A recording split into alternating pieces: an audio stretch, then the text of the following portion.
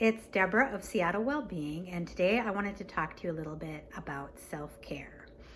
So, a lot of people come to coaching because they want to work on improving their self-care, and that's just beautiful, and I love working with people on that. And, I have kind of a different approach, and a lot of my clients are surprised at how I define self-care. And self-care, is a huge catchphrase in our world. And, you've probably heard your friends and family talk about needing more self-care, or even a doctor or wellness practitioner you see saying that you need to integrate more self-care in your life.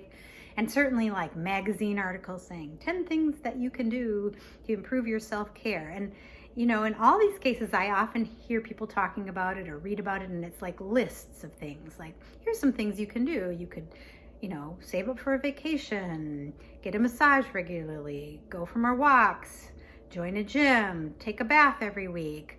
And, you could go on and on about all the things you could do in the category of self-care, but it's still in the mentality of like a to-do list, checklist of things you need to do, activities you need to do to have self-care. And, people who are looking for more self-care in their lives, they might already feel like their to-do list is like 3 miles longer than they want it to be. They might be feeling overwhelmed and exhausted to the point where I've heard people say from that kind of approach to self-care that they just think it's impossible for them to try to do it, to find the time to do it. And, and other people that just think that if it's not impossible, it's very, very difficult.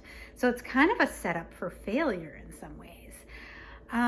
So what I have found is that those things are all lovely to want to try to do, but they aren't necessarily what self-care is about at all. And self-care is more of a way of being. It's a quality that you can bring into everything you do every day. You can practice self-care when you're in the grocery store line, when you're cooking dinner. You can practice self-care while you're working at your computer, while you're driving your car, while you're washing your hands.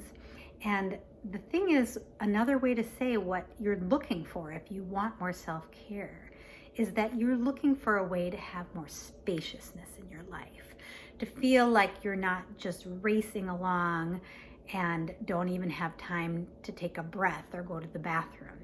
You want to feel like there's space for you to be connected to yourself, to like be able to just be present with whatever it is you're doing and to enjoy it. And so for me, self-care is a development towards a way of living that is spacious. And so the washing of the hands is a good example, like as a good way to start, because it's great to start with like one activity that you start to practice this with. And so washing the hands is a good one. And, what if every day when you washed your hands, you just made it like impressed with this feeling of self-care, that you stop.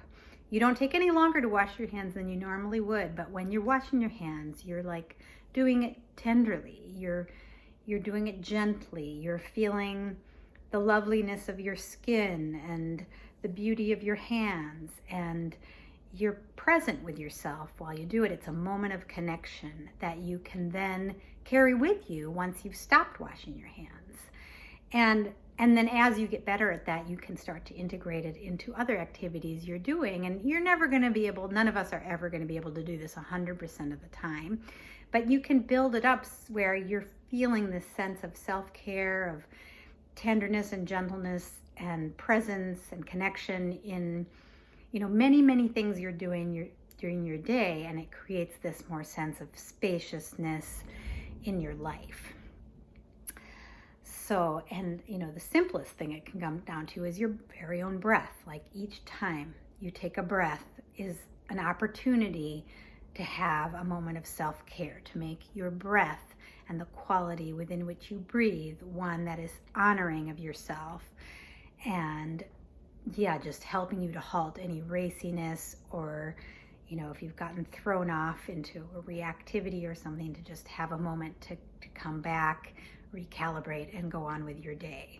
And how beautiful is that? So, if you feel like I don't have time to do it, it doesn't take any extra time. It's always something you can integrate into everything you're doing already in your day, right down to your every single breath that you take. So I encourage you to try this. I'd love to hear how it goes for you. And of course, as always, I offer one-on-one coaching. And if you'd like to take a deeper dive with me, I just love to work with you. And you can learn more at my website, which is seattlewellbeing.com. And so in the meantime, I hope you have many, many beautiful moments in your day of self-care in the things you're already doing. And yeah, enjoy them and have a wonderful day. Thanks, everybody.